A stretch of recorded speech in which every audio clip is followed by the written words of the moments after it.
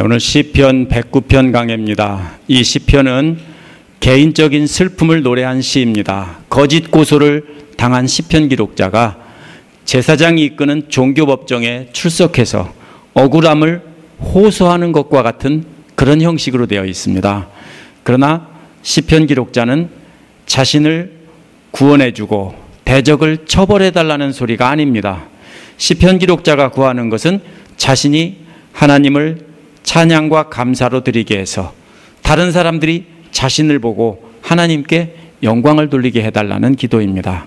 우리도 이 시편을 통해서 우리의 분노와 슬픔을 어떻게 처리해야 될지 배우는 시간이 되겠습니다. 첫 번째로 1절부터 4절은 거짓 고소를 증언한 것입니다.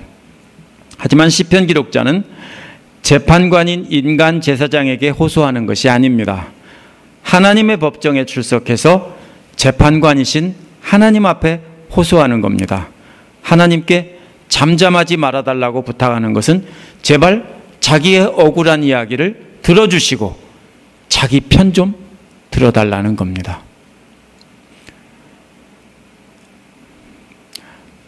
제가 초등학교 교사 시절에 꼬마들이 와서 하소연을 합니다. 제가 나 때렸어요. 그러면서 뭐예요? 지 편 들어달라는 겁니다. 근데 가만히 들어보면 둘 다 똑같아요. 그렇죠? 편을 안 들어주죠. 같이 혼내죠. 여기서 시편 기록자는 하나님 앞에 제가 나 때렸어요. 하나님, 제 편지 좀 대주셔서 잠잠히 계시지 말고 어디 한 말씀 해주세요. 이런 소리입니다. 2절에서 3절은 악한 자의 거짓 고소 내용입니다. 원어의 2절의 맨 앞에 보면 왜냐하면이라는 말이 있습니다. 왜 하나님께서 자기 편을 들어줘야 하는가 하면 악한 자와 속이는 자가 악한 입과 거짓된 혀로 시편 기록자에게 말하고 있기 때문입니다. 거짓된 혀라는 것은 법정에서 거짓 증언하는 것을 말합니다. 법정에서 재판관 앞에 두고 시편 기록자에게 거짓말로 증언하고 있습니다. 뭐가 생각납니까? 복음서에서 마치 예수님을 재판할 때 거짓 증언하던 사람들과도 같은 겁니다.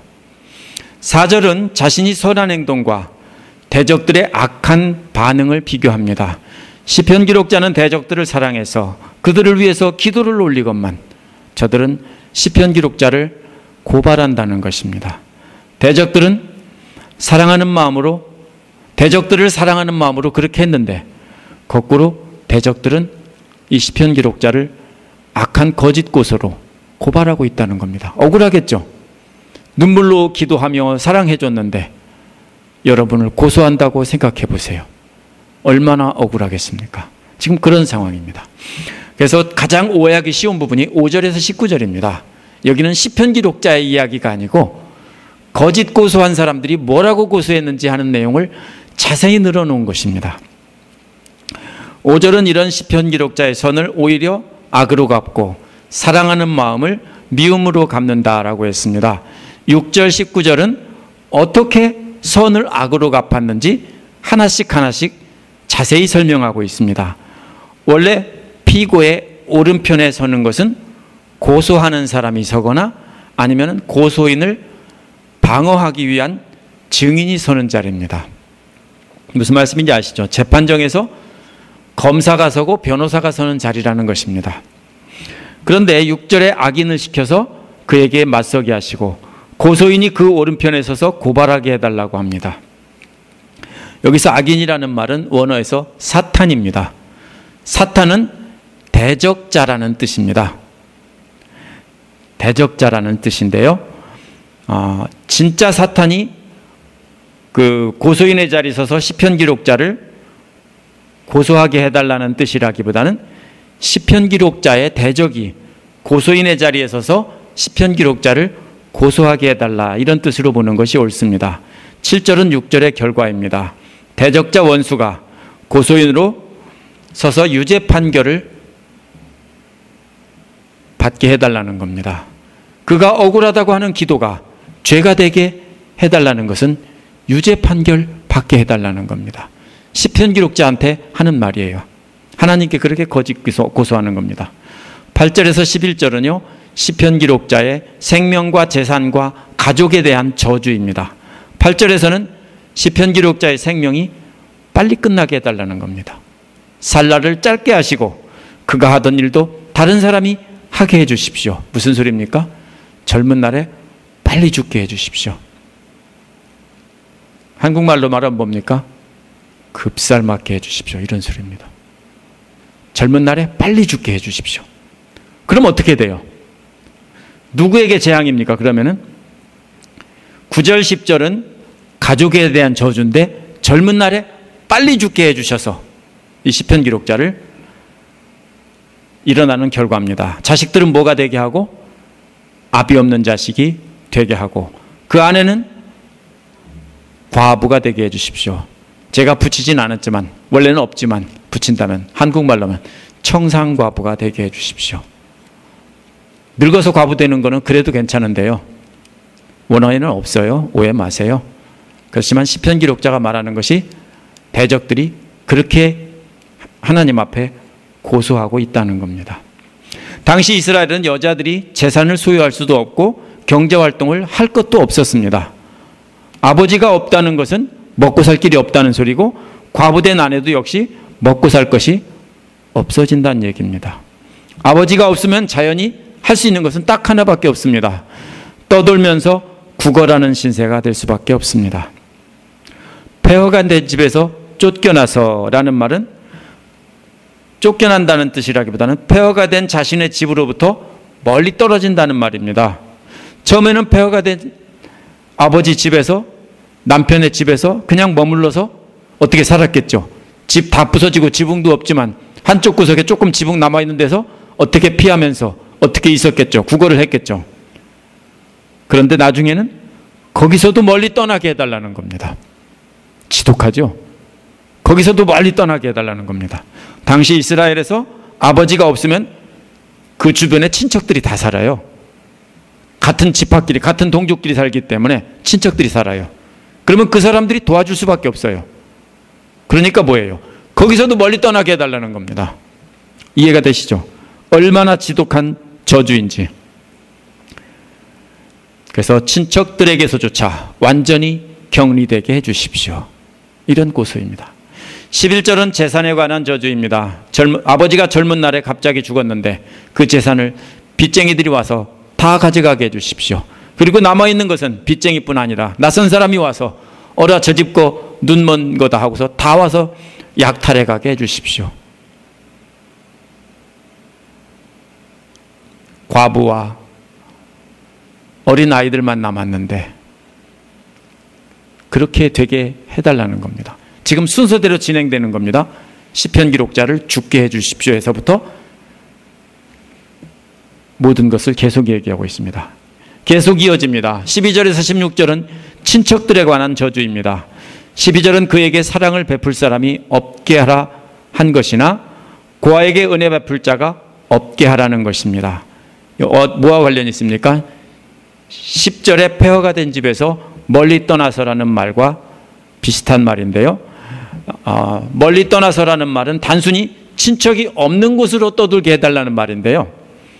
12절에서 16절은 친척들도 다 죽게 해달라는 소리입니다. 왜요? 친척들이 남아있으면 언젠가는 데려다가 보살필 수 있으니까 그 친척까지도 다 죽게 해달라는 겁니다. 지독한 저주입니다. 그래서 죽은 사람에게 사랑을 베푸는 것은 그 남은 자손들을 돌보는 것입니다. 가족들을. 사랑이란 주로 구약에서 인자라는 말로 번역된 말인데 한결같은 사랑이란 뜻입니다. 항상 똑같은 사랑을 베푼다는 것인데 과부와 고아를 돌보는 일은 한결같은 사랑이 아니면 불가능합니다. 그렇죠? 왜요? 쉽게 말하면 이런 얘기입니다. 동생이나 아니면 가까운 친척, 조카나 이런 저희가 죽었는데 한두 번 그냥 불쌍하다고 줘서 끝나는 것이 아니고 어떻게 됩니까? 날마다 돌봐야 되는 겁니다. 그렇죠? 심각하죠. 근데 남이 그것을 자기 가족도 아닌데 그걸 그렇게 돌보기가 쉽습니까? 아니죠. 그러면 한결같은 사랑이 필요합니다. 그런데 그런 사랑 없게 해달라는 겁니다. 그냥 한 번 불쌍히 여기고 주고서는 그 다음에 다시 안 주게 해달라는 겁니다. 특별히 남아있는 과부를 돌보는 것입니다. 이것은 또 그 고아들에게 은혜 베풀 자도 없게 하라는 것인데 비슷한 말인데요, 가까운 친척들의 의무이기 때문입니다. 그런데 그 친척들까지 다 저주받아서 없어지게 해달라는 겁니다. 이제는 13절에서는 구걸하던 고아들이 드디어 굶어 죽었습니다. 굶어 죽게 해주십시오. 그래서 자손도 다 끊어지고 후대에 이르러서 그 이름까지도 다 지워지게 해주십시오. 참 미웠긴 참 많이 미웠나 봅니다. 이제 친척들에 대한 저주가 14절에서는 부모까지 거슬러 올라갑니다. 죽은 자의 아버지의 죄도 여호와께서 기억해 주시고 그 어머니의 죄도 지워지지 않게 해주십시오. 그들의 죄가 여호와께 거슬리게 하시고라는 말은 시편 기록자의 부모가 여호와의 심판 자리 앞에 계속 머물러 있게 하라는 겁니다. 하나님 앞에서 계속 책망 들으면서 영원한 심판을 듣게 하라는 겁니다. 그래서 세상 사람들이 시편 기록자를 완전히 잊게 해달라는 것인데, 시편 기록자뿐 아니라 부모에서부터 친척들까지 다 순서대로 다 나가고 있습니다. 자식들도 길거리에서 구걸하다가 다 굶어 죽었고, 부모들도 죄인이 되어서 버려져서 하나님 앞에 영원 죄인으로 있게 해달라는 겁니다. 그래서 시편 기록자가 있었던 그 흔적조차도 완전히 없어지게 해달라는 것입니다. 뭐 같습니까? 조선시대 마치 역적의 삼족을 멸한다는 소리와 똑같은 소리입니다. 모든 친인척들이 완전히 사라지게 해달라는 저주입니다. 이런 끔찍한 저주를 내려달라고 고소하는 이유는 시편 기록자가 남에게 한결같은 사랑을 베풀지 않고 고통받는 자들을 괴롭히고 못살게 굴었다는 겁니다. 사실입니까? 거짓 고소입니다. 대적이 그렇게 시편 기록자를 이런 말로 거짓 고소했다고 하나님 앞에 이르는 겁니다. 17절에서 19절은 시편 기록자의 대적들이 시편 기록자에게 내려지기를 원하는 저주입니다. 저주의 구체적인 내용은 앞에서 다 말했지만 이제 저주가 머무는 장소와 시간을 말한 것입니다. 17절은 저주가 시편 기록자에게 잊게 해주시고 축복은 그에게서 멀리 떠나게 해달라고 했습니다. 18절은 그 저주가 얼마나 시편 기록자와 함께하기를 원하는가 하면 그냥 옷처럼 표면에 붙어 있지 않고 물처럼 뼛속까지 다 스며들게 해달라는 거예요. 저주가. 옷은요, 벗어버리면 그만이죠. 근데 몸속에 완전히 스며들어 버린 저주는 벗을 수도 없고 파낼 수도 없는 거예요. 또 기름처럼 완전히 몸에 배어들게 해달라는 겁니다. 질그릇으로 된 그릇에 기름이 배면은 깨끗이 닦으면 닦입니까? 토기로 된 옛날 그릇에다가 기름이 배면 아무리 닦아도 닦이지 않고 빠지지 않습니다. 그렇게 되게 해달라는 겁니다. 물처럼 속까지 젖게 하시고 기름처럼 속까지 완전히 배어들어서 저주가 뼛속까지 푹 피클처럼 담궈져서 완전히 배게 해달라는 겁니다. 그 이유는 그가 저주하기를 옷 입듯 했으니까 라는 말입니다. 이건 출애굽기 21장 23절에서 25절에 나오는 그 법을 가지고 한 말입니다. 눈에는 눈, 이에는 이. 시편 기록자가 저주를 옷 입듯 했으니까, 다른 사람들에게 그렇게 했으니까 저 사람도 그렇게 받아야 된다고 하는 소리입니다. 하지만 이 대적들은 이 원칙의 본뜻을 모르고 있습니다. 이 원칙의 본뜻이 뭡니까? 더 이상 보복하지 말고 그 이상 보복하지 말라는 뜻입니다. 이 대적들은 거짓 고소를 하며 동종보삭의 원칙도 어기고 있는 겁니다. 옷처럼 입고 있다고 했는데 갚을 때는 어떻게 돼? 승질나니까? 한 대 때리면, 한 대 맞으면 어떻게 때려요? 한 대 때려요? 아니요. 10대 100대 때리죠. 그게 사람들이에요. 그런 식으로 지금 대적을 하고 있는 것입니다. 그래서 19절에는 저주가 항상 입은 옷 같고 항상 띠는 띠처럼 항상 입는 옷은요, 오늘날처럼 뭐 겉옷 갈아입고 집에 가면은 또 편한 옷으로 갈아입고 잘 때는 또 속옷 갈아입고 이렇게 하는 게 아니라 저 사람들은 한 번 입으면은 아침부터 잘 때까지 계속 입고 살았어요. 그렇게 되게 해달라고요. 띠는요, 띠도 항상 띠고 있는 거예요. 그렇게 해달라고요. 저주가 몸에서 떨어지지 않게 해달라고요. 여기까지가 시편 기록자의 대적이 시편 기록자를 이렇게 고소했다고 하나님 앞에 사실 그대로 고발하는 내용입니다. 쟤들이 나 이렇게 많이 때렸어요. 이런 소리입니다. 그래서 세 번째로는 20절에서 31절은 하나님께 도움을 청하는 내용입니다. 이처럼 길게 고소한 내용을, 대적들이 고소한 내용을 나열한 이유는 하나님께 도움을 청하기 위해서입니다. 그래서 시편 기록자는 20절에서 고소한 자들이 오히려 그런 저주를 받게 해 주십시오. 21절은 원문에서 그러나 당신은 이란 말로 시작합니다. 분위기가 싹 바뀌는 것을 말합니다. 뭐가 바뀔까요? 자신을 고소한 자들이 오히려 그런 저주를 받게 해달라고 했지만 뭔가 다른 내용이 나온다는 것입니다. 그것은 주님은 나의 하나님이시라는 겁니다. 그러니까 주님의 명성에 어울리게 나를 도와달라는 겁니다. 주님의 명성에 어울리게라는 말을 직역하면은 당신의 이름을 위하여입니다. 당신의 이름을 위하여 나를 도와달라는 겁니다. 새 번역에서는 의미를 살려서 잘 번역했습니다.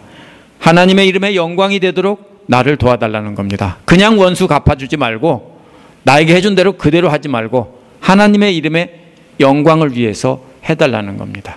주님의 한량없는 사랑 때문에 나를 건져달라는 겁니다. 따라서 복수해달라는 것은 개인적인 원한을 갚아달라는 뜻이 아닙니다. 저들의 고발한 내용을 하나님이 다 기억하고 계시고 그것이 바로 저들의 죄라는 것을 하나님께서 기억해달라는 말이지 그대로 갚아달라는 뜻이 아닙니다. 하나님의 이름이 빛나게 해달라는 겁니다. 이렇게 어려움을 당했는데도 시편 기록자가 하는 말은 뭡니까? 하나님의 이름이 빛나게 해달라고요. 이는 여호와의 한결같은 사랑이 분명하게 드러나게 해달라고요. 이제 22절에서 자신의 상태를 말하고 있습니다. 자신이 가난하고 빈곤하다는 것입니다. 빈곤하다는 말은 압제 아래서 신음하고 있으면서 고통을 겪는다는 뜻입니다. 마치 이스라엘 백성이 이집트에서 노예살이할 때와 똑같은 상황입니다. 또 마음까지 깊은 상처를 받았다고 했습니다. 자신은 어떤 상태에 있는지 요약해서 말한 것입니다. 근데 23에서 26절은 그 자세한 내용을 말한 겁니다. 자기가 얼마나 어떤 상태에 있는지.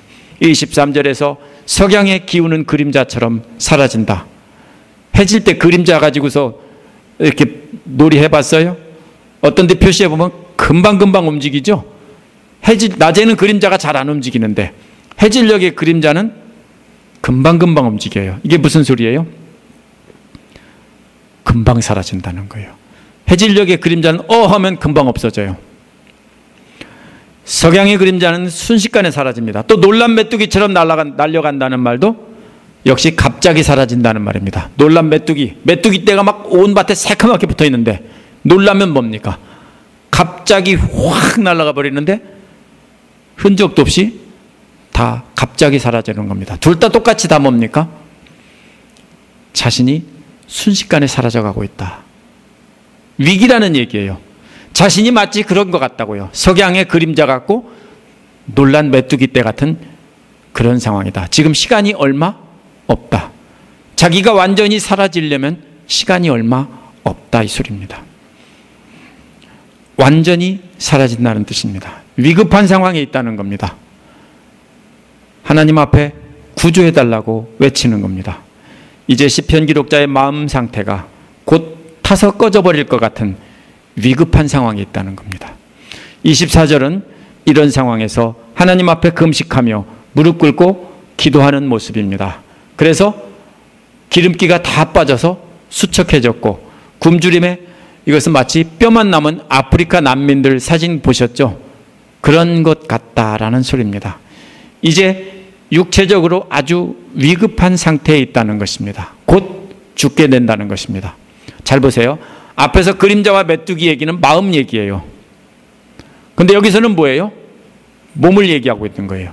마음도 위기이고 몸도 이제 위기라는 거예요. 25절에서 명예도 땅에 떨어졌다는 겁니다. 사람들의 조속거리가 되고 멸시를 받게 되었다는 겁니다. 사람들이라고 막연하게 번역됐지만 이는 사람들이 조속거리가 아니고 시편 기록자를 고소한 사람들입니다. 그냥 지나가는 사람들이 아니고 대적들의 조속거리가 됐습니다. 대적들에게 멸시받게 된 것입니다. 하나님이 저를 버렸구나. 열심히 기도해봐라. 누가 그랬어요? 예수님의 십자가에 계실 때도 사람들이 지나가면서 조롱을 했죠. 그런 모습과도 같습니다. 시편 기록자는 이제 죽기 직전에 있는 시편 기록자는 경건한 모습이 아니에요. 금식할 때는 그래도 경건해 보이는데 죽게 생긴 모습이 되니까 경건해 보이지 않아요. 하나님이 저걸 버렸구나 하고서 조롱하고 조소하고 있는 것입니다. 그래서 멸시의 대상이 됐습니다. 이게 지금 자기 상태입니다. 힘들겠죠. 그래서 26절에서 31절은 추가적인 간구가 나타나 있습니다. 이렇게 자세히 묘사하면서 하나님께 여호와께 도와달라고 합니다. 그런데 뭘 잘해서 도와달라는 것이 아니라 여호와의 한결같은 사랑의 근거에서 도와달라고 하는 것입니다. 27절에서는 주님께서 직접 시편 기록자를 구해주신 것을 자기를 놀리던 저 대적들이 알게 해주십시오 하는 겁니다. 주님께서 완전히 이루셨음을 알게 해주십시오 하는 겁니다. 시편 기록자가 원하는 것은 대적들에게 똑같이 갚아달라는 것이 아닙니다. 28절에 보면 그들이 나에게 저주를 퍼부어도 라는 말은 그들이 저주를 퍼붓게 해주세요 이 말이에요. 그들이 저주를 퍼붓게 해주세요. 그러나 주님은 나에게 복을 주십니다. 이 소리예요. 하나님 저들이 저주 퍼붓게 해주세요. 근데 내가 확신하는 것은 뭡니까? 주님이 나에게 저들이 아무리 내게 저주를 퍼부어도 주님은 나에게 복을 주신다는 것을 압니다. 이 소리입니다.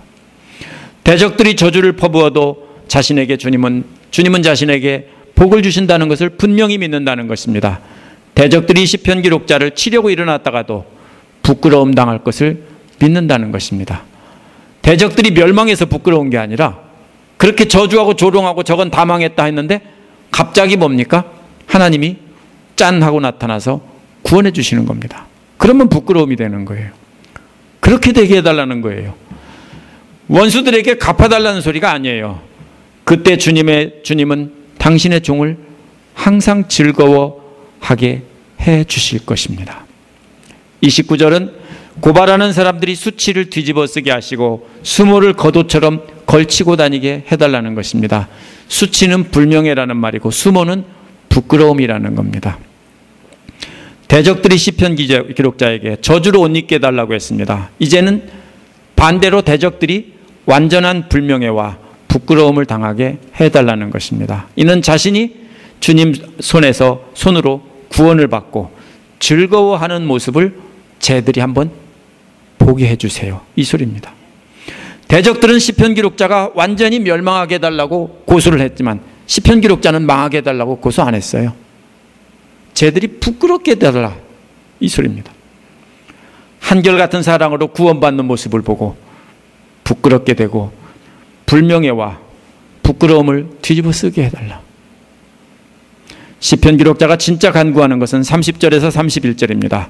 입을 열어서 자신을 구원하신 주님께 크게 감사를 드리고 많은 사람 앞에서 주님을 찬양하겠다는 것입니다. 그것을 위해서 자신을 구해달라는 것입니다. 왜 그렇게 감사와 찬양을 드리겠는지 31절에 나옵니다. 주님께서 가난한 자의 오른편에 계시기 때문입니다. 앞에서는 대적이 오른편에 서서 자기를 고소하고 있었습니다. 근데 이번에는 그 자리에 누가 서 계셔요? 주님이 서 계셔요. 주님이 누구 편이에요? 근데 내 편이에요. 주님이 내 편이 되주셔서 주님이 지금 나를 보호하고 변호하고 그러신다는 겁니다. 이제 주님이 자기 오른편에 있으면서 자기 편이 되어 주시기 때문에 시편 기록자는 구하는 것이 바로 이거예요. 놀랍지 않아요?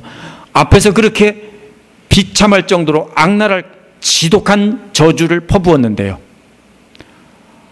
재산에서부터 생명에서 자식들, 가족, 친척들, 부모까지 싹쓸이 해달라고 하고 완전히 지워달라고 그렇게 저주를 했는데 겨우 구한다는 것이 뭐예요? 내가 하나님의 은혜를 입어서 한결같은 사랑을 받아서 회복이 돼서 쟤들 창피하게 해주세요. 이거예요. 이게 가능합니까? 오늘 말씀을 정리해 보겠습니다. 시편 기록자는 앞의 내용을 보면 말로 표현할 수 없을 만큼 끔찍한 저주를 받았습니다. 그러나 시편 기록자가 간구한 것은 단지 하나님 손으로 자신을 구원해 주세요. 그 소리입니다. 그래서 자신을 저주하는 자들이 불명예와 부끄러움을 당하게 해주세요. 절대로 대적들이 저주받게 해달라는 간구가 아닙니다. 오해하면 안 됩니다. 단지 자신이 하나님의 한결같은 사랑을 입고 하나님께 감사와 찬양을 드리게 해달라는 겁니다. 그 모습을 보고 쟤들이 진짜 부끄럽게 되게 해달라, 이 소리입니다. 많은 사람들 앞에서 그 찬양을 하게 해주셔서 많은 사람이 하나님을 믿게 하게 해달라는 것입니다. 왜냐하면 주님이 시편 기록자의 오른편에 서서 시편 기록자의 편이 돼 주시기 때문입니다. 이 시편 기록자는 자기 자신뿐이 아니라 자기 신앙 공동체를 위해서 기도하고 있는 겁니다. 내가 회복되게 해달라는 것은 내가 잘되게 해달라는 게 아니라 나를 보고 사람들이 여호와가 진짜 하나님임을 믿게 하게 해달라는 겁니다. 이는 마태복음 5장 44절대로 한 것입니다. 5장 44절에 보면 뭐라고 되어 있습니까? 원수를 사랑하고 너희를 박해하는 사람을 위해서 기도하라는 것입니다. 예수님도 이와 같이 원수를 사랑하고 박해하는 자들을 기도하심으로 이러한 한결같은 하나님의 사랑을 직접 보여주셨습니다. 자신을 저주하는 강도에게도 뭡니까? 저주하지 않으셨고 사람들에게도 저들의 죄를 용서해달라고, 저들은 자기들이 하는 일을 알지 못한다고 이렇게 말씀하셨습니다. 바울도 로마서 12장 14절에서 여러분을 박해하는 사람을 축복하십시오. 바울이 꾸며낸 얘기가 아니라 예수님이 하신 말씀을 말 바꿔서 그대로 한 겁니다. 축복을 하고 저주하지 마십시오 그랬습니다. 시편 기록자의 관심은 개인적인 적개심을 가지고 복수를 구하는 것이 아닙니다. 시편 기록자의 최고의 관심은 오직 하나님의 정의와 명예를 동포들이 깨닫게 하는 것입니다. 같은 신앙 공동체 안에 있는 성도들이 깨닫게 하는 것입니다. 시편 기록자가 로마서 12장 19절처럼 시편 기록자는 원수 갚는 일을 하나님께 맡겼습니다. 하나님의 진노하심에 맡긴 것입니다. 데살로니가 후서 1장 6절에서 10절에서도 하나님께서 갚아주신다 했습니다. 예수님의 복음에 불순종하는 자들은 처벌하셔서 영원히 멸망하게 하신다고 했습니다. 바울이 직접 저주하고 멸망하라고 하지 않았습니다. 또 예수 그리스도께서 다시 오실 때 자기 성도들에게 영광 받는다고 데살로니가 후서에서 말했습니다. 성도라는 말은 모든 믿는 자가 아니고 거룩한 사람들이라는 뜻입니다. 수많은 거룩한 자들이, 순교자들이나 뭐 이런 사람들을 말하는 것입니다. 이런 사람들이 마치 전구의 필라멘트처럼 빛나게 해달라는 겁니다. 전구의 가운데 뭡니까? 빛나는 부분이 있죠. 그것처럼 밝게 빛난다는 겁니다. 수많은 전구가, 수많은 거룩한 자들이, 바울이나 베드로나 이런 사람들이에요. 수많은 순교자들, 이런 사람들이, 주를 위해서 헌신한 사람들이 전구처럼 빛이 나는데 그 빛이 누구를 향해 비춥니까? 예수 그리스도를 향해서 비춘다는 소리예요. 그래서 어떻게 돼요? 빛나는 건 누구예요? 예수님이에요. 그 다음에 나오는 것은 뭡니까? 모든 믿는 자들이 나와요. 이게 진짜 오늘날 우리가 말하는 성도라는 말입니다. 모든 믿는 자들에게 찬사를 받는다 했는데 그거 보고 와우 한다고요. 와우. 모든 성도들이, 거룩한 자들이 빛을 발해서 예수님께 영광을 비추는 걸 보고 다른 모든 믿는 자들은 와 하고 감탄을 하게 된다고요.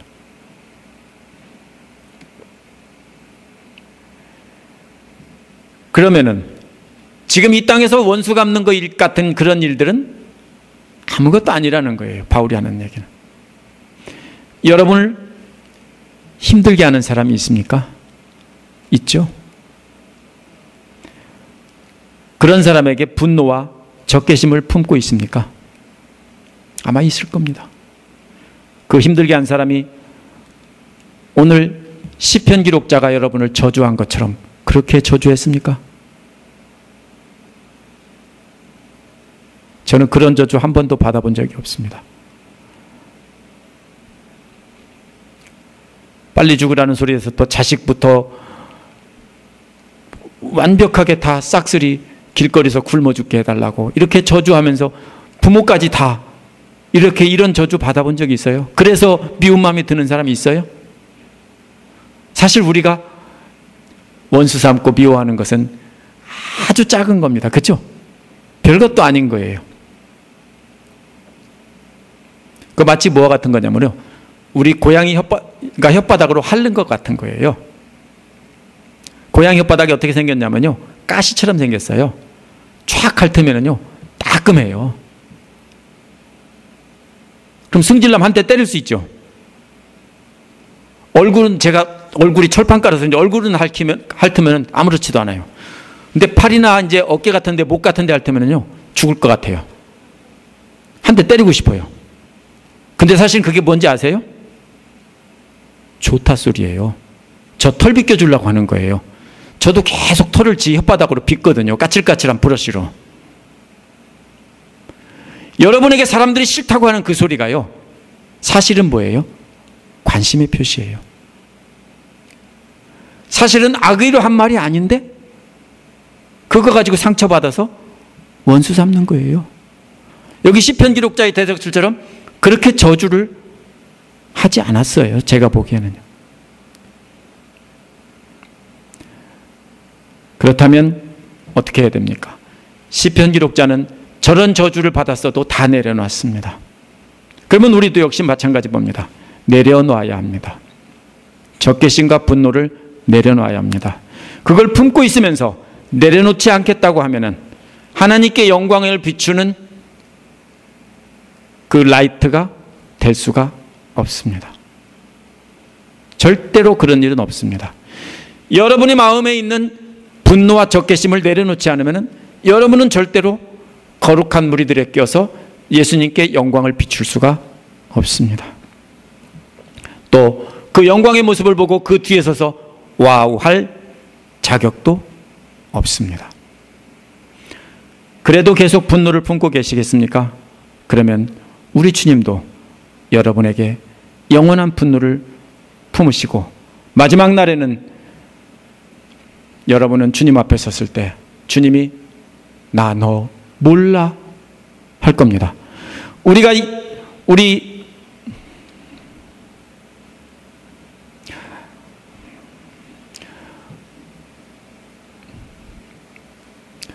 우리 주 예수 그리스도처럼 그렇게 원수를 사랑하지 못하면 주님과 아무 상관이 없다라고 했습니다. 그러면 마음에서 사랑스러운 마음이 펑펑 올라올까요? 아니에요. 마음으로는 죽이고 싶은 마음이 올라와도 그것을 누르고 참고 축복하세요. 진짜로 축복하는 기도 해보세요. 그러면요 진짜 미워하는 마음이 사라지고 대신에 불쌍히 여기는 마음이 자리 잡기 시작합니다. 사실 이 자리에 앉아서 주여라고 부를 필요도 없어요. 그 분노와 저주를 내려놓지 못하면요, 적개심을 내려놓지 못하면요, 이 자리에 있을 필요도 없어요. 미국 교회 갈 필요도 없어요. 왜요? 시간 낭비예요.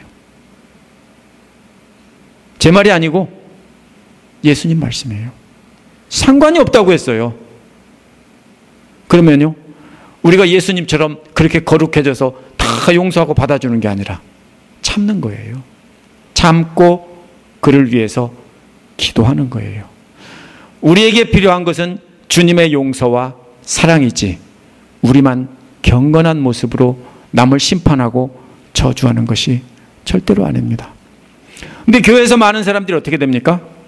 오래 믿고 믿음에 우뚝 섰다고 보면 그 다음에 뭐 하기 시작해요? 이것도 가입표, 이것도 가입표, 이것도 가입표 다 보면 가입표 치면서 욕하고 저주하기 쉽습니다. 정죄하기 쉽습니다. 용서하시라고요. 미워하지 말라고요. 제가 참 입장이 곤란해요. 어떤 분은 이 사람이 이렇게 잘못했다고 하고, 또 상대방은 저 사람이 저렇게 잘못됐다고 하면 제가 어떻게 해요? 어떻게 할까요? 사실 한 발짝만 뒤로 물러나서 보면요, 아무것도 아니에요. 그런 거. 그렇죠? 오늘 이 시편 기록자 이 모습을 보면서 저는 설교를 준비하면서 참 감동을 받았어요. 근데 그 감동을 전하고 싶은데 제가 다 전했는지 모르겠어요. 이 시간 함께 기도하겠습니다. 이 말씀대로 우리도 그렇게 우리를 욕하고 저주하고 원망하며 정죄하는 사람들을 용서하게 해달라고, 다만 우리를 구해달라고 그렇게 기도하시기 바랍니다. 이 시간 함께 기도하겠습니다.